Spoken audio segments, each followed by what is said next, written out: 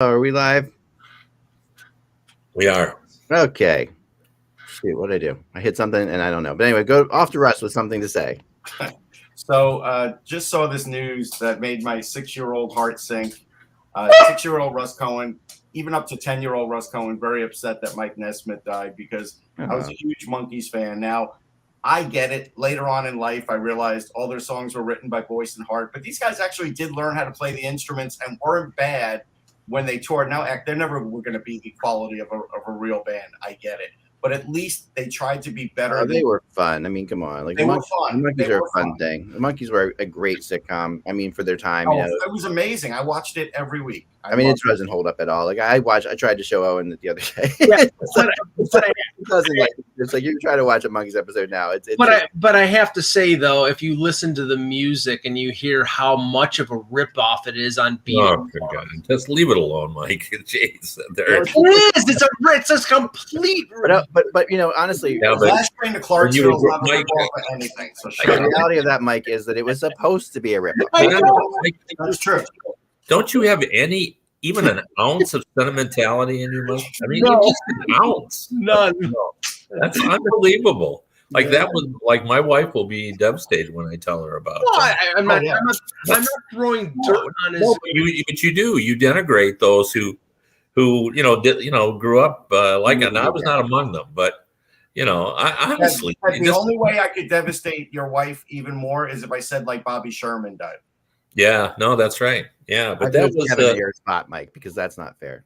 Yeah, that was an institutional show. I mean, Eck was right on about that. Like everybody watched that and everything, and it's just like so much fun. you just can't help yourself from just shoveling on dirt. Everyone's done the Monkees walk. Come on, like everyone's done the Monkees walk. Like it's the Monkees walk is like a Daydream Believer, Last Train to Clarksville. Everybody knows these songs. It's not like they, and they're figure. I mean, I know like have you ever heard Neil Simon do like Daydream Believer or whatever? It's like, I mean, not Neil Simon, not Neil Simon. I'll pass. Playwright Neil Simon. I've never heard him do it either, but Neil Diamond. Neil Diamond. I mean, they were hilarious, and and and who can forget their cameo on the Brady Bunch? Come on, I mean, there's a bunch of different things. Yeah, and it was hard. It's hard to describe. Eck, you're right on this, like how big the Monkees were. Oh my gosh. They were massive. I mean, they were really they toured because there was a calling for it. Like people wanted to see them. People wanted to see them live. Like that was the thing. Like, I mean, I don't know about. I was right. They did learn how to play instruments. Yeah, no, and a couple of them actually already could. Like Michael Nesmith already was a musician. He was actually the most talented of all the musicians in the group. Like he wrote some songs too. It's the 60s version of Milli Vanilli. No, it's not. No, not even close. Yeah. You just don't understand, Mike. This was fake on purpose. Like this was that Milli Vanilli was found out to be fake. This was everybody knew this was completely. This was what it was, but the reality was they were huge and they toured, and if I was to put like my favorite my favorite TV / movies or whatever having to do with music, the Monkees are definitely in the top 5. Yeah, and and it like that, like along with the band with the movie That Thing You Do, which is a great movie. Yeah. But there's certain things that and I'd like to see that band play, and I know they're not real either. Right. But I still would go see them play because it's just fun and silly. It's just ridiculous. Yeah. Anyway, sorry, Mike. We don't mean to all jump it down your throat, but I mean, come on. And I'm used to it. Used to Demaryius Thomas from the Denver Broncos. That was kind of a shock to see. Yeah, I mean, 33 years old, and they said it was something. It was a medical issue. A seizure. He may have had a seizure in the shower. He's been having seizures. So that's pretty sad too. Who was this? Demaryius Thomas. Oh my gosh, I didn't hear that. Yeah. Wow. Yeah, I didn't put that one up on Facebook, Kev. Sorry. Wow. Yeah, I count on you to give me death news. Where's your side? He was on many of my fantasy teams. Yeah, he was a good player. Yeah, really good player. That's just so sad when they die that young. Yeah. Yes. Okay, here we go. All right, ready? Hello, Hockey World. It is Friday, December 10th, 2021. I'm Michael Agello, and I'm not a daydream believer. I'm Russ Cohen from Sportsology side. Yeah, Kevin Allen double sign. We're gonna put Mike on the next train to Clarksville. That's right. All right. And I'm Eklund. You're watching the Hockey Buzzcast on HockeyBuzz.com. This is the podcast that comes every Monday through Friday to fill you in on the comings and goings in the hockey world. And I wanted to start with a little bit of there's some news from last night. A couple of things happened, of course, but I did want to start with something from Kevin's article because he did his thoughts article, which we need to find a good name for. I was thinking about that. We need to find a good Kevin Allen's thoughts. Kevin's thoughts? It's not that. I think we got to go beyond that. But anyway, that's my opinion. But because I like these thoughts come a lot. But you did mention again, kind of something that I mentioned last week too, and I did some research into it. And the reality of all these 700 plus teams in the NHL right now is really striking. Like I went back because I thought, okay, maybe early in the season you have, as the year goes on, obviously things tend to like even up more. But so I went back into one of my favorite sites where you can check, this date by this date, the records every year. And like that in general, in a normal 82 game season year, or what have you, and even the last couple of years, we have 2 or 3, maybe at this point, and we end up with 1 perhaps, or 2. Yeah. Well, I ended up talking with the GM about that, this very subject, and he brought up a good point that usually what it means, like normally, since the introduction of the salary cap, we've had parity. So there's a lot of teams squeezed toward the middle, but for some reason this year we've got a bunch of teams in the bottom that we're all beaten up on, It's true. And it's reflected in that everybody's beating the Islanders, everyone's beating the Arizona Coyotes. It's and because of that, it's you're getting all those 700 teams, but it also reflects, of course, that we have some really good teams at the top as well. Yeah, and to have like all the playoff teams in the Eastern Conference over 700 is really one of those things that just completely makes you wonder. It makes you wonder. Are those teams? I when I went through my little thing to try to go back the last like 5 or 6 years, there was never a team that was over 700 at this point in the season that didn't make the playoffs. Like that doesn't happen. Like if you're over 700 at this point in the season, you're a playoff team. There's no 2 ways about it. Yeah. So do we have like the top 6 positions in the Eastern Conference already decided before Christmas? Barring a major injury, probably. Yeah. I mean, I was saying to Russ before the show, and I know that you're loath to always to not keep the door open for teams that are way behind, but if you look at the standings in the Eastern Conference, I think the race for the 8 playoff spots is down to 10 teams, maybe 11 if you include Detroit.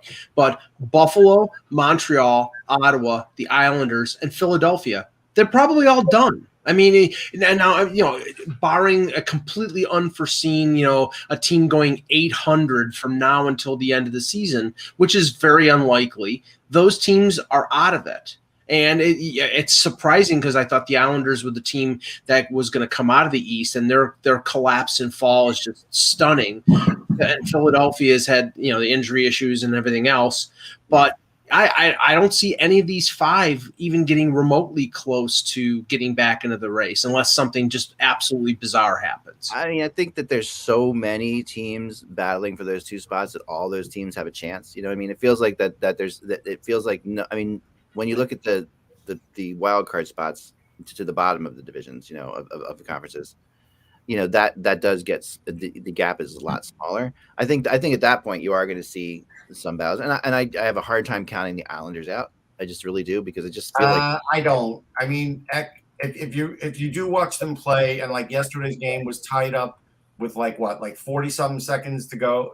The lead goal was with 40-something seconds to go in the game. It's bad there. If you watch Zach Parise, he's completely washed up. Like he really is. He could play 8 minutes a game. He's got to play more than that now because right now they're down a few players, but they are in real trouble. Like Sorokin is playing his heart out, and he can't keep everybody out of the crease. He can't stop all the shots. Like the team is bad right now. They could go on a 5-game winning streak, and it wouldn't even make a dent. Yeah, I mean, essentially, there's 5 more 10-game segments once they finish up this one because they're in their 20s now playing goals. And as Ken Allen always used to point out to me, because he always looked at it in 10-game segments, if you go win 7 games out of 10, well, there's always going to be 2 in front of you. They're going to win 6. So you're only going to pick up 2 points every 10 games. So the Islanders are already 12 points out. So they're going to really need to go on a 10-game winning streak, really, to have any kind of shot. Yeah, no, I mean, it does logically make sense that they're out of it. It feels hard to imagine that, just because we were all there. How many people picked them to even go to like the Stanley Cup Finals just a few months ago, and it feels like where has that team gone? Is it the case of like I said before, getting older, or Lou getting sentimental with some of his picks, like some of his pickups? Like I think Parise. Well, some players aren't playing well. Some players are still restricted.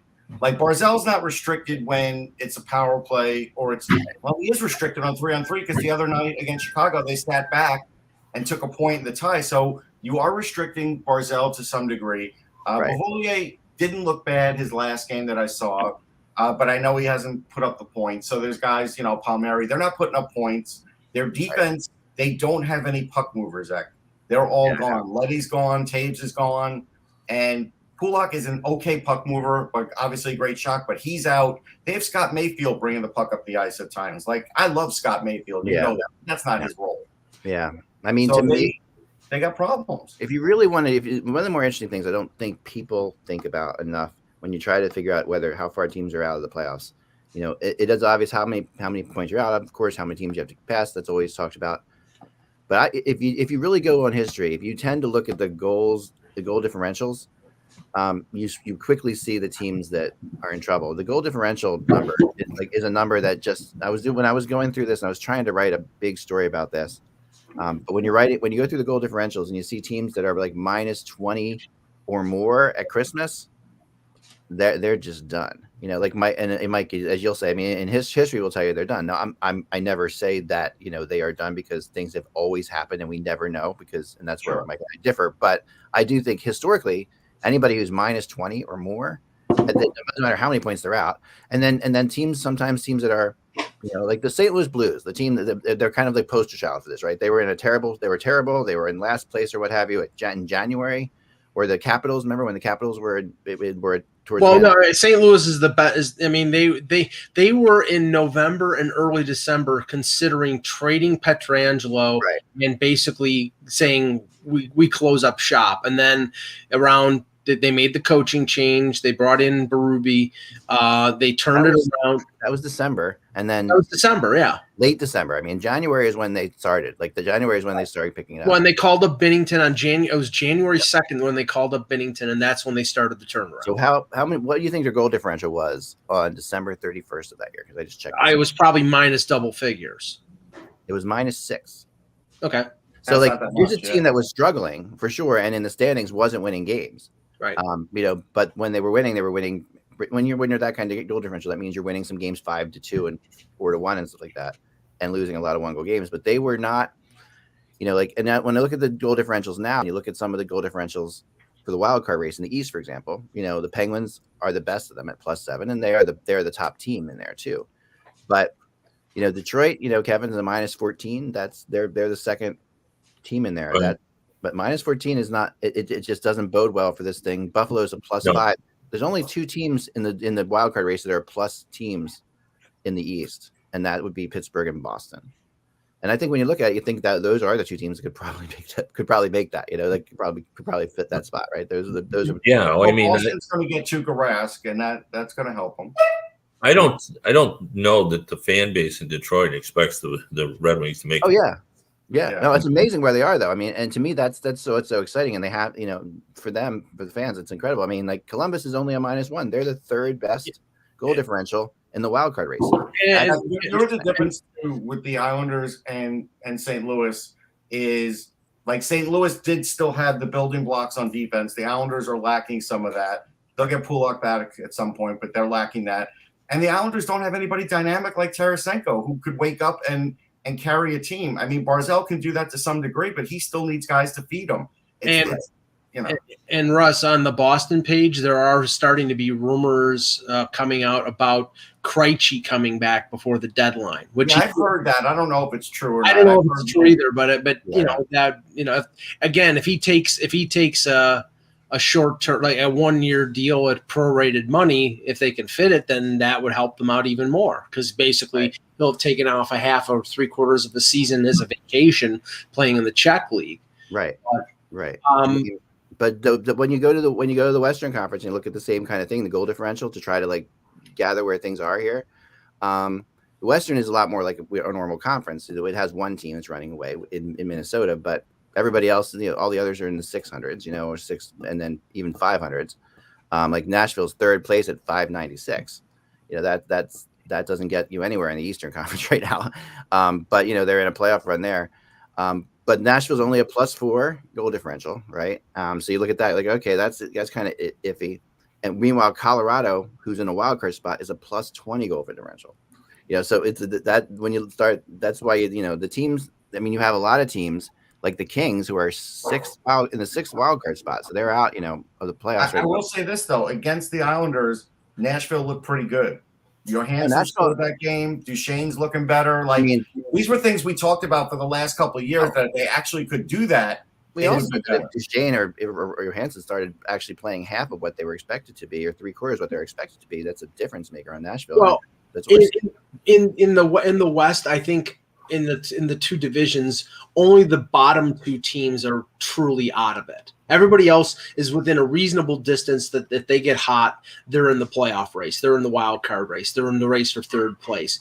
Only Chicago and Arizona in the Central, and Vancouver and Seattle in the Pacific are really out of it. And maybe not, if all of a sudden Vancouver gets red hot, they could climb back. Points wise, they're closer. It's all closer in the West. With the exception of Arizona and Seattle. I think you're right. I think those, but even Seattle is right now. Their points aren't that terrible. I mean, they're 2 points back of Vancouver. They're not making it. They're 6 points back of LA. I mean, they're not making it. And then when you watch them play, they're not making it. But the reality is that they there's always like this is the. With the loser point in play, there's always going to be teams that look like they could make it and be in it for quite a while because of that. Yeah, that's why when you see other teams like the Flyers that are falling out of it, even with that in play, that's how you know they're in real trouble. Yeah, and you hate when a team goes on a run where they're they haven't lost in like 7 games, but 4 of those are overtime losses, really. Right. And that really bothers me. It always bugs me too. I agree. They did lose. Like I still look at wins and losses. I still put the loser ties in when I look at what a team is. Like the Flyers are, in my opinion, when we talked about this yesterday. The Flyers are 8-12-4, but they're 8-16 to me. That's really the reality. That's in that, because that's the games that they left the building saying we won or lost. Like that's how I think that still should count. When you get home and your wife says, "Did you win or lose?" You say, "We got a point." That's not what you say.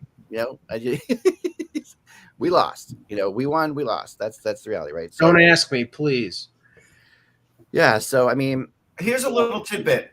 This is basically to show Mike the power of the monkeys. Somebody that I know actually did an after-school thing with Davy Jones. And because the Monkees were so popular, David Bowie decided not to use his real last name of Jones and used Bowie instead, because he would have been Davy Jones, and that guy was already too popular in the 60s. He didn't want to be associated with them. That's why, right? No, that's not why, Mike. Okay, let's stick to hockey, please. All right, another point from Kevin's thing that I really think is amazing. 13 players have registered 20 or more assists at this point in the season. 13 players with 20 more assists. And that, again, I went and tried to go back, and that the most I could find in a season recently was 11, and usually it's like 8 or 9 at this point. I tried to do that too. I mean, why are we seeing these huge assist numbers, Kevin? What do you think's going on? Well, I mean, I think it plays into the same thing that we see with the 700 teams. We have a lot of good teams at the top. We have a lot of poorer teams on the bottom. We have more disparity than we've had in recent years. And, teams are taking advantage of those, and I do think the cross-checking crackdown probably has helped a little bit. You're not able to move those guys out the way you could, so they can park more in front. So I think it's probably a combination of factors. Really. Yeah, I agree. I mean, also one other thing to add. Yeah. When you go into overtime, and of course doesn't happen every game, that is an easy way for some players to get a couple points too, because again, most of those goals, 3-on-3, you're getting at least 1 or 2 assists out of that too. There's only 3 guys on the ice. I know. That's true. That's a good point. And that does skew the points over a season, not like by a lot, but if it's a great player like Draisaitl and you add up his overtime points, it's probably like 10 points. Yeah. Oh yeah. Yeah. I mean, I asked the GM about that too, and I asked the GM about the general disparity and how we didn't seem to have parity anymore. And he said to me, he said, well, a flat cap will do that. That's what he said. He said a flat cap means that teams that were in position at a certain point to build their teams are now not screwing around as much. They're letting players develop, and they're seeing benefits from that, as opposed to just going out and trying to fix everything with free agency. And so you're starting to see really the better and the worst teams. The teams that didn't draft well, the teams that don't have good prospects are going to become bad teams, and that's because they can't fix it because it's a flat cap. They're stuck. And the good That's teams. true. Now there is one thing. So there has been this thing online, right? And people were asking this question today, and they were like, well, how did the Rangers get so good during their rebuild, and how did the Devils? And I had to answer, the Rangers got Panarin and Fox because they wanted to play there. Yeah, right. A destination team, that helped you cut her, in front of the line. Now, as far as the Devils, you know what? Their player development, drafting, and also their free agents the last couple of years have been good. Subban aside, every one of their other pickups have helped them. And so done a good job at those middle range free agents, and they really have. But there is a point here. The point is, if you're a team that can't draft a couple of top line players every 2 or 3 drafts, you are going to fall into that middle. You just are, because there's no way to sustain your team. And if you're not getting them via free agency and you're not getting them via draft, then you eventually get filled with a team full of like second liners, second, third, and fourth liners instead of a definite top line. Because there are some teams that have that issue. Yeah, for sure. Kevin, Jim Rutherford in Vancouver. I wanted to talk to you about this a little bit because we didn't get. I know we may have talked about it on Wednesday a little bit. I'm not sure when it actually happened. It happened on Wednesday night, right? So, yeah, we didn't talk about it on Wednesday. What are your thoughts on this? Well, I think he's a real good fit. Oftentimes we talk about players that are good fits for lineups. Well, he's a good fit for Vancouver's lineup, and that I think what needs to happen there is what happened in Pittsburgh. It's a little bit different, but it's also similar. When Jim Rutherford took over the Penguins, I actually remember talking to him about this. He had a lot of really good players, or several of them, but he still changed over like 10 different roster spots. He basically changed the whole structure around the superstars, and I think that's exactly what he needs to do in Vancouver. Except those players aren't as proven; they're younger, talented guys.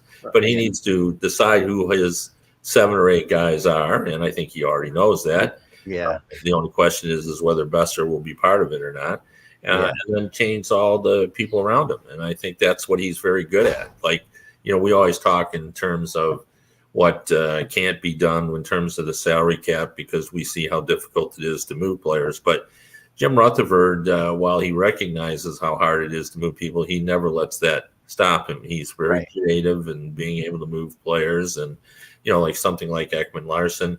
If there's anybody who could figure out how to move him out of there, it would be Rutherford, in my opinion. Yeah, I think the advantage that Rutherford has in Vancouver, Kevin, is that a couple of the players that could be moved, that maybe they don't want to move, but in the sense that they're good players, but if the mix isn't right, guys like Besser, who's a restricted free agent at the end of this year, or Bo Horvat or JT Miller, who have another year after this year, they're not on long-term deals. So you might be able to get more for them because they're on shorter commitments. Now, the thing is, ideally, the way he's played in the first 20 games, you'd love to move Ekman Larson out, but that might be a bigger challenge than Rutherford can handle, because, right now that looks like a massive albatross. Well, I agree with you, but my only point is if anybody can do it, it's him. And he has a history of being able to do that. He's a very good trader. Like I said, he's very creative in that regard. And I think he has an understanding of the mix that you need with younger and older players. And, he's won cups with 2 different teams. Like, he has an expertise in that. So I think this was a great fit, and it was a perfect hire. And I applaud Vancouver for not, trying to go cheap or trying to try to catch the next rising star. I mean, Jim Rutherford's 72 years old, but they went out and got him. The only thing though, Kev, he can't mess up on these trades because if you look at their prospects, they don't have another Brock Besser. They don't have another Pedersen. They have some decent ones, but they don't have any more A+ guys or A guys. And so if you get rid of Besser because you can't sign him, whatever, you've really got to get something back that has term on it and that can be there for a while. The same thing with JT Miller because they don't have the guys to replace those kinds of guys. They have the kinds of guys you could replace, a place or two on the second line, third line, and fourth line. Yeah, but they have their younger players are actually in their lineup. I know that, but I'm just saying. But that's the now. In 2 years, if these trades don't work out, then they but those in 2 years, those younger guys are still young. Still in their mid-20s. No, but I get that. I see your point, but I think it's different because he's building around really young players. So I'm not convinced he'll trade Besser. We'll see. I would really be so afraid to trade Besser if I was him. Like that's the one guy. Like if they turn it around, it depends on what they're getting back. I mean that's the thing. I mean, Rutherford is pretty adept at making hockey deals. And remember, we're not talking about trading first round picks and like a pool of prospects for a player. We're talking about hockey deals, which a number of general managers don't even do anymore. I mean, that's a sort of a lost art. He made the Kessel deal with Toronto. Kapanen was involved. The first round pick was involved. He made other deals with Pittsburgh that helped him get to the point of winning 2 Stanley Cups. So I think he knows what he's doing. He's just got. I mean, if he does trade Besser, he's going to have to not get futures. He's going to have to get nows. He's going to have to get players who play. He's the 6th best goal scorer from his draft, which included McDavid. And he's only 35 behind Eichel and only 5 behind Marner. Not that Marner is a big goal scorer, but he scores them. And so that's why someone like Besser, he's a skilled. I don't think Jim Rutherford is going to consider any deal that for the futures. Like I don't even know why we're talking about that.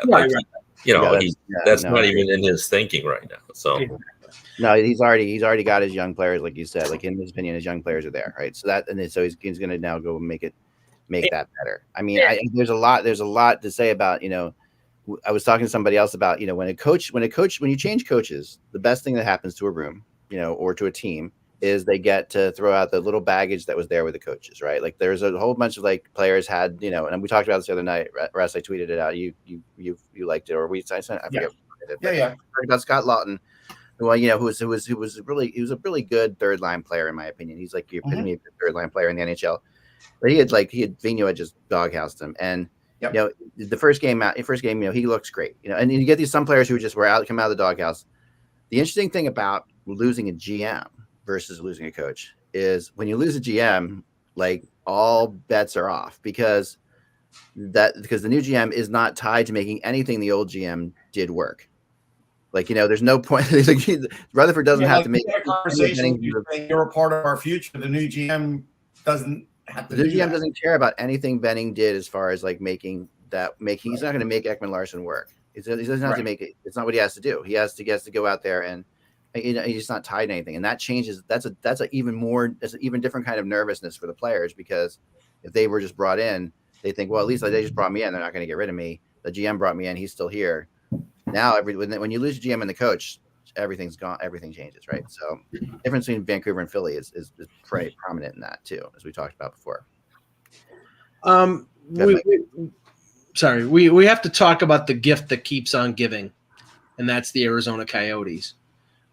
Because just when we thought this story might have been over yesterday, when the Coyotes reportedly paid off their tax delinquency, it comes out in a report in the Hockey News that they have not paid the rent on the Gila River Arena, and we don't even know whether it's just this year or going back to previous years. And if you look at Katie Strang just posted a piece in the Athletic, and I said this yesterday that I think that this group that owns it, the Morello Group, they're pulling a Trump, And according to her piece, it says the team's relationships with corporate partners, vendors, and suppliers eroded as Morello Group executives applied what appeared to be a specific strategy. Call up the partner, vendor, or supplier and ask the entity to work with them, meaning negotiate what they owed. No, you owe what you owe.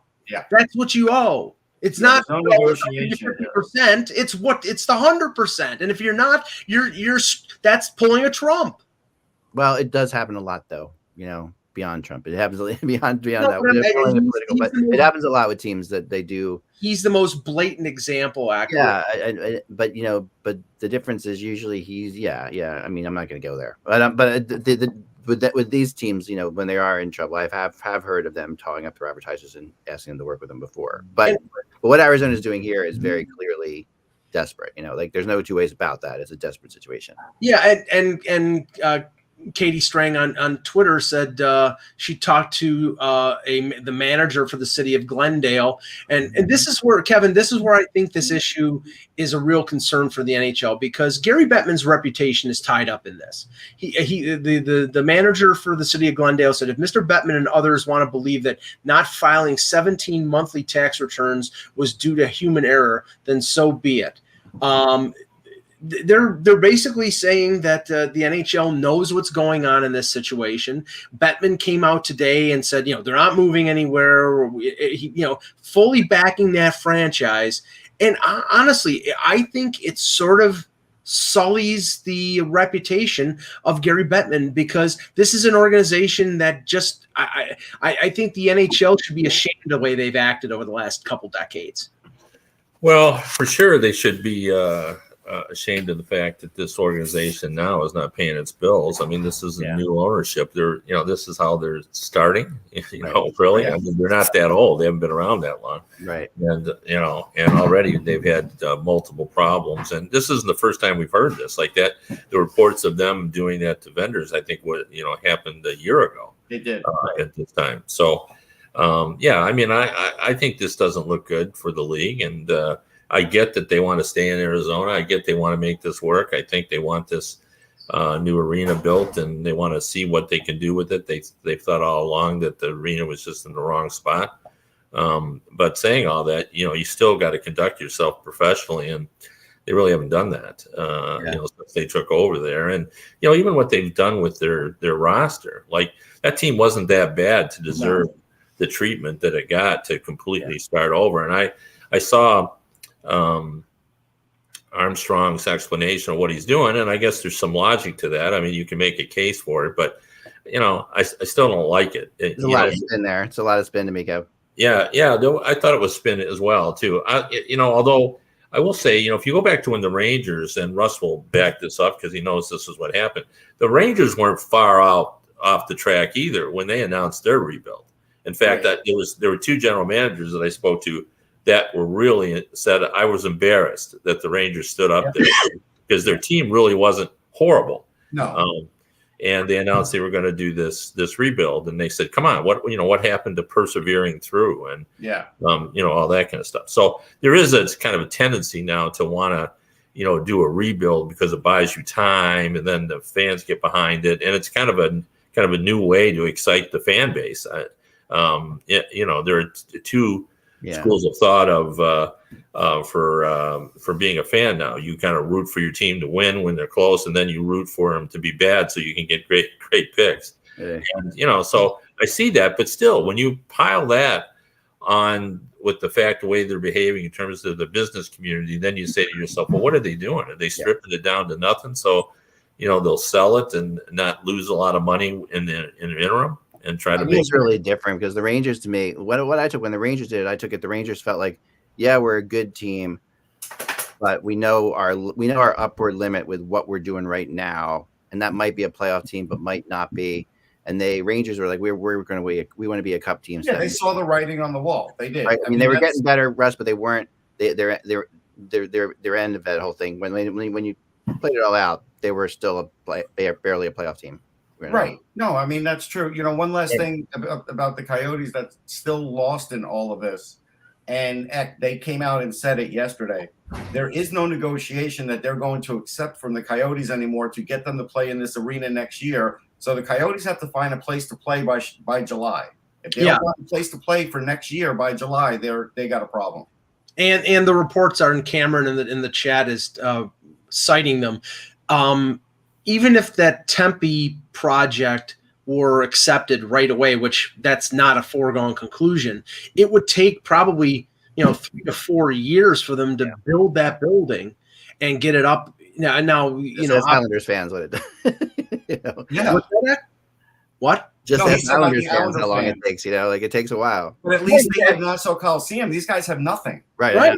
I know. No, I know. It takes. You're right. You're exactly right, Mike. It takes a lot of time. Now, the interesting thing is everything that Gary Bettman said at the Board of Governors meeting today, but then on the other hand, he admits to Renaud Lavoie that he confirmed that the NHL is meeting with the Quebec government in January. So we just talked about that yesterday.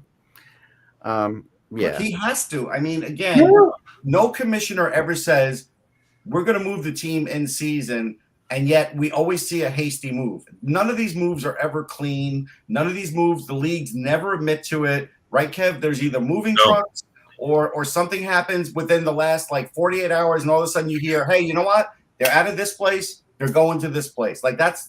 It happened with Seattle that way in the NBA. That's the way it happens. Well, it has to, because people are still buying tickets. The other thing, right? That's exactly it. Someone brought that up. Either you or Mike did, Russ, and you were right about that. That's why it happens that way. I will say, I know Bettman doesn't want to move this team. So if he does, it's because there are no other options available. Right. But Bettman never wants to do anything that he doesn't want to do until he does it. And if we from the NHLPA negotiations over the years, it was we saw this. We saw this time. Yeah, but the negotiations for CBA is different than this other stuff. It is. It's definitely different, and because it's not really. I mean, the NHL is not really negotiating here as much as they're trying to just keep this thing alive. Like we said over the last couple of days, with the Thrashers moving to Winnipeg, he moved them when he had no other choice. When basically owners threw the keys on the desk and said, "Hey, Gary, here you go." And then never publicly came out and said Atlanta's a disaster or anything like that. No. It was more secret than the Mayflower trucks going to pick up the Baltimore Colts. Yeah. I mean, basically, it was Bettman and Don Waddell kind of keeping the franchise solvent for as long as it did. And then at the very end, Bettman said, we just got no other options. And I've got this, they had been negotiating or at least talking to Winnipeg about an expansion team. Right. So they knew what they had there. I wasn't surprised to hear that, Quebec came up, in right now, because I mentioned this yesterday in my article. We talked a little bit about it too, but they were, we're going back to way 2010 now when I was told that Quebec's going to get a team eventually by somebody. Yes, that was about the timeline. Really strongly in Quebec, and then the NHL met with them, and there was a board meeting, and the board even said we talked to the NHL, and they said we built a building, we're going to get a team, and then the building was built, and then we've heard zero from Quebec for forever. No, we haven't heard zero from Quebec. We've heard zero from the NHL regarding Quebec. Quebec's talked about it every year. They've talked about it, but they've never. It was brought up as recently as 2 weeks ago by the premier of the. The people are bringing it up, but the owners in that, the people who are matter in that, know that the NHL says just don't cause problems. But that flies in the face of what happened with Winnipeg. You heard not a peep out of Winnipeg. They were basically the disaster backup, and then all of a sudden, that team gets moved to Winnipeg. Out of Quebec, you've heard their ownership every once in a while. You've heard the politicians. The NHL doesn't like that because that puts them in a position of, okay, we've got to refute this. They don't want to have to refute it. They just want somebody they can move a team to if they need to, and they don't want to be pressured. I think considering what's happened to Quebec since that promise was made, and remember, first of all, the economy went south in Canada. That was a problem for putting a team in Quebec for a while. And then of course now the pandemic. But there's been issues. The NHL. I was told, when Vegas came in, Quebec was basically, do you want a team? And they basically said we can't do it yet, kind of thing. I don't know, because of the money, because of the way the economy was in Canada at the time. So, but for all that's gone on, I think they've been pretty political about it. For even especially for Quebec, that tends to be like. I mean, it is always a possibility because they have that rink done that they will try it. Who knows how they'll frame it. No, but I mean that, and I think the things they said, the statements they made, like I think a lot of them been about like, yeah, we know we built this rink, and everyone's like, well, why did you build the rink if we're not going to get a hockey team? That kind of thing. That's what's going on. So they have to say something, but they haven't been like ripping the NHL at all, which is surprising. Given what, I mean, they would. Why would they? That's the only chance they have of filling that rink all the time. No, but I mean that it tells me that they're when Bettman says he's going to meet with them, that there've been a lot of meetings with them. I feel like there've been a lot of meetings over time. Maybe not. The only thing is that moving them into the division that a Houston-based team would be moved in, I don't think was by accident either. And I think in the end, what happens is these owners will either be forced to sell because they don't want to be the ones to move them out of Arizona, or they'll have to, move the team and be the owners in Houston because that guy doesn't want to be an owner. I mean, the one thing that everybody talks about, say, for example, okay, Arizona gets sold and they move to Quebec. Okay, you're going to have realignment, Kevin. And I don't know of a team right now that's in the Eastern Conference that would be willing to move to the West. I mean, I don't think Columbus will, because they were in the Western Conference for years and they absolutely hated it. I don't know anyone. You don't get to say whether you move. If the rest of the teams want you to move, you move. So I mean, they may not like it and it could cause problems, but this league is realigned so many times that it's true it's just going to happen, and there is always somebody unhappy. I mean, the Red Wings are still unhappy and still mad at Bettman over how they felt they were treated. I mean, they're in East. They should be, and but it was a ridiculous. It wasn't. I mean, I feel as if, Kevin, that the more likelihood of this situation is Arizona going someplace like Houston and Ottawa going someplace like Quebec, like something happening like that. I still think that's the best chance. I still think that's where this could end up. I mean, and I hate to do that to other people, but that means that there's a team that's obviously has issues, with money and stuff like that too. And that really easy thing for the NHL to do, move a team from Canada to Canada, is not going to take that much. Or it could be Arizona moving to Quebec and Ottawa moving to Houston. It could, as long. I mean, it could be. I mean, I think, it depends. I mean, the owners are in Ottawa. It depends. It depends who buys the teams, right? Like, it depends who buys the teams, or if they sell the teams or whatever happens. But yeah, I think that. Anyway, we'll move off that for a second. Yeah. And get to let's actually talk, because Kevin, you did talk about Mario Lemieux in this article too, about him being around. What are your thoughts on that? To keep. Well, I think we have to see how this plays out. It's nice for them to say that he's going to be around, but how much say will he have? That's key. And, you want him there, not just for a figurehead, but actually because he truly understands the game, having been a star and in this game. And, he was actively involved in some of the bigger issues of the game at the time. If you remember, the Garage League comments and so forth. Yeah. And of course, he's been an owner for a long time. So, and he understands the marketplace. So I think it's crucial to have him around, but I hope it's just not as a figurehead. I hope they're really going to sort of tap into him. And he's not, he's the right personality for this kind of takeover, because he's not a guy that seeks the spotlight. He doesn't want it at all. Right. But I think he does behind the scenes, bring wisdom that helps this team kind of stay strong in a marketplace that's really important in the NHL. It's reported that him and Burkle, what he does. Go ahead, Russ. It's reported him and Burkle will retain 5%. So, that'll keep him in it for sure. He's going to have to show up to board meetings, right? So, I mean, the big thing is be able to bring him into the locker room in certain situations or whatever, and talk to the players. That kind of stuff is just. I don't see why he wouldn't do that. And the fact he does care so much about, he really does care about the Pittsburgh Penguins as. Oh yeah. He does, but I think it's even crucial now because after this season, there's going to be some really difficult decisions that are going to be made about Evgeny Malkin, for example. Yes. Do you give him full value? Do you ask him to take a discount? Do you allow him just to walk off into the night. And I think that's where someone like Mario Lemieux is important to kind of talk about that. He understands his importance, and he understands the business side of it as well. So, well, okay. So Kev, this is the question that I would ask Mario. You let Jaromir Jagr walk off into the night. Should we do that with Malkin based on what happened with Jagr? Yeah, I mean that's all difficult, questions, but I think he can, talk about that experience. Yeah. Definitely different situations, but well, it's not that different as far as talent level. Like, they're both super talented guys, and it didn't work out for Pittsburgh with letting Jagr go. That's clear. Yeah, no, it didn't. Considering he's still playing, I would say, yeah. Yeah, I mean, that's the thing, right?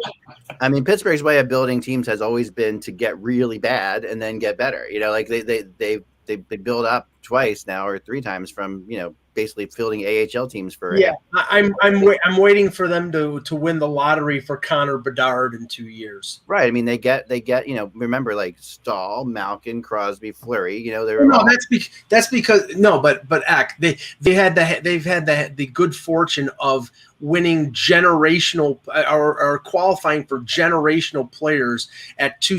They get Lemieux in 85, I think it was 84 or 85, and they get Crosby in 2004 or 2005. So, I mean, but they just stunk for about 5 or 6 years, and they got Fleury and Whitney. Right. Here's the question on purpose. Maybe not as much on purpose as they stunk when they get Mario, because that's a legendary story. But they really stunk.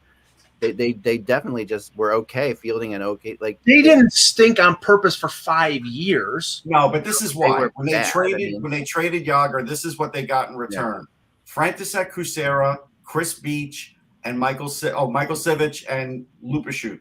So actually, Jagr and Kucera went to Washington, and the last three went to Pittsburgh, and those three never did anything. No. And Mario was lost Jagr, and then the three guys you got never mounted to anything. How about this, though? I was thinking about this when I read that Rutherford was going to Vancouver, and that is, what if Rutherford says to Pittsburgh, or doesn't say anything to Pittsburgh, and just signs Malkin when he comes out, to sort of school the younger players and, to be the guy on a short-term basis.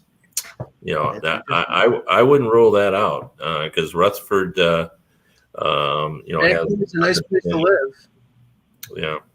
No, it's a great place to live, and if and if you're going to let Besser go, you're going to have the money to do it. It depends. That's the situation, right? It comes down to Besser, and it basically would be a Besser versus Malkin choice, kind of. I would think in that situation. And Malkin is great. Is a great leader. I would keep Besser over Malkin. Malkin's been too inconsistent. Malkin could go there and be very content and get you 70 points a year and not really be a force. I could get 35, 40 goals out of Besser on the right years. I'll still take that. I agree. I'd rather have Besser than Malkin too. I mean, Malkin has been horribly. Malkin will sell tickets, but I don't care. Yeah, he will sell tickets, but he's I completely agree. I'm not sure if this is an indicator of what will happen down the line, but Ben Bishop played his first game. I think it's in over 2 years. Yesterday for the Texas Stars of the AHL, and allowed 8 goals on 35 shots. Well, I mean, no, am I going to hold that game against him? No, I'm not saying that, but I'm also saying that, and I'm sure there's a lot of rust there at Russ, but also the fact that, there have been concerns about, how prepared he is and how physically able he is to be able to play. Yeah. And this is not a good indicator to start off, but I think the only thing I would say about that, Mike, is a player sucking and a player not being physically able to perform. There's a wide gap in between that. Okay. He could suck, but they still have to pay him if they can't force a medical issue on him. That's the bottom line. I don't know if he'll suck, but he could, but it still doesn't mean he'll get written off because he just sucks. Yeah. I mean, it's definitely not. Well, let's see where he is in a couple of weeks too. Right, exactly. That's what we have to do. Not the start they would have wanted. Like, let's all agree with that. I mean, Well, that's, it's not what you're hoping after all. Anybody expect it to be great though? It's been years. Yeah, but a build up and but there's quite a build up to him coming back in, and then and to give up 8 goals, that's tough. That is tough. There's no that's the NHL is a fickle league that way. It's I don't know. Martin Jones gave up 7. Well, yeah. Just saying. We talked about that. All right. So another great point, Kevin, is Jesperi Kotkaniemi, who I think people have forgotten is $6.1 million, this year, in that 1 year mega crazy controversial offer sheet. Yeah. Watch when he signs an extension on January 2nd. Well, but he really is not. Yeah. Not giving them all that much for $6.1 million. Right. As I mean, yeah, he's not a guarantee to sign for that. They might want to negotiate with him. That's fair. 8 points in 24 games, 6 goals and 2 assists. He has goals, and that's the part that they're trying to unlock for him is the goal scoring. Right. And from a goal scoring perspective, he's ahead of last year. So, yeah, I mean that's almost a 20-point pace. Almost. Yeah. Yeah, I mean, but it's like you say, 6.1 million. That's you made a 20-goal money, right? It's a lot of money for that, and it is. And I mean, he doesn't. The feeling was, he wouldn't have the pressure there that he had in Montreal, and I haven't seen really much. I haven't seen this great vast improvement from him. Like I haven't seen. Yeah, he's not on that top line anymore. We know that. Right. He was there a long time too. That's another reason that these numbers are kind of weird. Is he was on that top line for a while. And when you play with those guys, you're going to get points, especially assists. That's the other thing that's so weird about that. Like you would think he would have gotten assists playing with those guys. The fact he didn't, that is pretty crazy. I totally agree. Mike, got anything else, Mike? Yeah, a couple other things. Jonathan Taves scored his first goal in since August I want to talk about this of 2020. What? Go ahead, Ak. I wanted to say something about that game. Continue. Go ahead. No, go ahead. I mean, he does get his first goal, but the real awesome thing about that game is the Montreal Canadiens fans who just deserve that was good. So much about the chanting of Marc-Andre of Fleury at the end of that game. He's getting his 500th win and the shutout. He is a Quebec province kid. It's just that was really. I've always kind of respected Canadiens fans for that kind of thing. They're just incredibly smart as to what's going on in the hockey world. They know what's going on. They know the knowledge is there, and then just the cheering on one of their hometown guys. I mean, it was something. I mean, the Canadiens are just terrible, and they got shut out. And at the end of that game, it's like a celebratory building. So that was pretty cool. I mean, and it kind of gives us even more understanding of the whole idea of the Quebec speaking. Yes. It's so important. The favorite sons, the native sons, are so important to Quebec people. So it just kind of feeds into that a little bit. It really does. It's so heartfelt. Had it been Cujo or Eddie Belfour that had set a career mark, I don't think you would have heard Cujo. No, it's just, but it's. I mean, Fleury is such a likable character. Fleury played his junior hockey there too, and he was a god. Even I like him. Somebody it's impossible not to root for Marc-Andre Fleury. It really is. I've never met anybody who can say that they don't want him to succeed. He's just. And even people who haven't met him or talked to him, he's just you can see by the reaction. I mean, he's only on that team for a couple months now. He gets that 500th win, and the way he was mobbed by his teammates after the game was like he'd been on that team for his whole career. Yeah, and it was awesome. I mean, and just the crowd going crazy. I mean, it's just nice to see something like that out of kind of the middle of nowhere. It really, I think that, a meaningless game of two teams that are original 6 teams, and that's the only interesting thing about the game. And they're struggling both pretty teams. much. Both teams are struggling, but Fleury made some, half decent saves. It really wasn't, the greatest shutout of his career, but he made some. Although we should ask Kevin because we brought it up yesterday. But Kev, the Larry Brooks article talking about Kane possibly going to the Rangers, if they were to be able to engineer that deal, I don't know. I said that by the time you engineer that deal, you might not have enough left to win the cup. That might be the problem. Yeah. Yeah, I don't think they need him. They're already hard enough to play against now. And they've got a lot of skill. I wouldn't do that deal if I was them. Yeah, I wouldn't either. So Kevin, Gordie Howe hockey card. I like this one too. On eBay for $34,999, basically $35,000. Which Drop in the one? bucket. Yeah, well, and as I just pointed out, just remember how we used to treat our cards. Which card is it at? Which card? I don't know, Kevin. What card is it? It was actually an exhibit card. Okay. So it would have been one of those. Yeah, My cards they were weren't made taped. in great supply. Like they're pretty rare. Like To tell you how I took care of my cards, I taped them to my rod hockey players, so that I'd have like actual players, and I taped them my rod hockey. Yeah. Push them around and played rod hockey with it. So those are PS9s then. They're in bad shape. They're like a 1. Rob Lowe was one. Rob Lowe in an Edmonton Oilers jersey was my best goalie back then, and in hockey card I had a Rob Lowe. You mean Ron Lowe. Oh, you said Ron Lowe. Ron Lowe. Sorry, Ron Lowe. Not Rob Lowe. Not Ron Lowe, who was a Young Rangers Bloodstone coach for about 6 months, I think. Yes, but yeah, I treated them horribly. But you treated them well. Kev, do you have any really valuable hockey cards? Yeah, I do actually. I have a Bobby Orr rookie card that I don't know why, because I've probably in my life had only 4 or 5 cards graded, but I bought this at a card show in the 70s for $1, a Bobby Orr rookie card. Wow. And that was when card shows had just sort of started up, and it was at the Hyatt Regency Hotel in Dearborn. I actually remember the whole thing. And I sent that in years ago. I mean, so much so it doesn't even have the hologram on the PSA logo. So it was graded PSA 7. That's cards worth like $23,000. Wow. Yeah, I don't have one You that high. better lock that thing up when I come over. Yeah, well, I do have a Gordie Howe Cam Neely dual card, probably numbered to less than 10. That's a pretty good one. I'll be honest though, I've traded 2 Ovechkin rookies, a Crosby. I've moved out some rookies and then gotten other rookies back. So I don't have a card like that. My favorite hockey card story, and I wrote it for the Hockey News years ago, and I remember the Hockey News actually tried to track him down, and he didn't have good humor about it. But I when I was a kid, I don't know, 7 or 8, 9 years old, I would play a hockey game with hockey cards, and I would have like a wad of paper that would be the puck, and I would sort of slam the cards together like they were skating down the ice. And I had a guy, he was a stay-at-home defenseman. He ended up with the Flyers, I think, too. Johnny Mizik was his name. Oh, yeah. Yeah, Johnny Mizik. And that card had a raised edge to it. So it was like having a curved stick. And so I kept track of all the statistics. And Johnny Mizik led my league in scoring. I think he scored 80, 90 goals that year.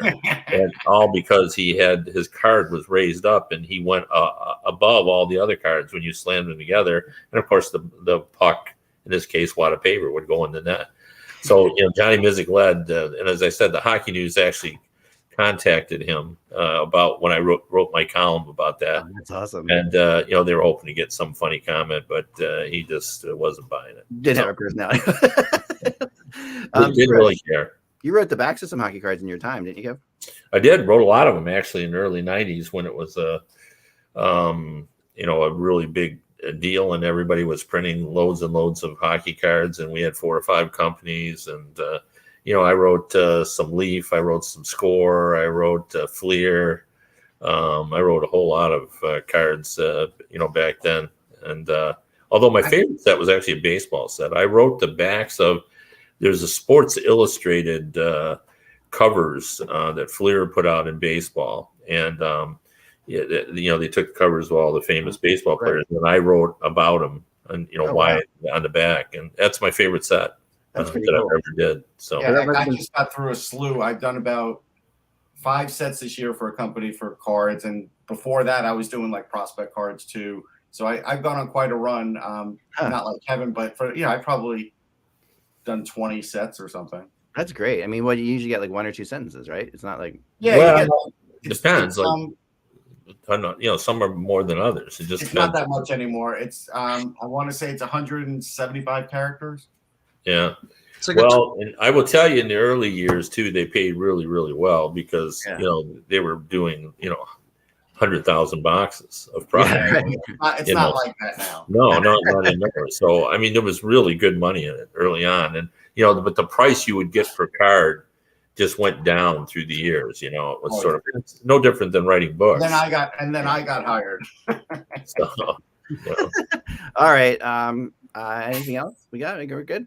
All right, folks. Have a great weekend. Enjoy the holiday spirit out there. Make sure you. Oh, I saw Kev. I saw you went to the Toledo Zoo the other night. yeah, we did. We went to the zoo and saw the lights, and yeah, I definitely recommend doing that, guys. Find your local zoo. Probably has cool lights, right? I mean, Yeah, that's a good idea. I love it. I mean, that's one of my favorite. My son has done in the past, volunteered at a local zoo here for Christmas night light things. It's amazing. That's a great. Go to your zoo. Support zoos. Zoos are amazing. Support zoos.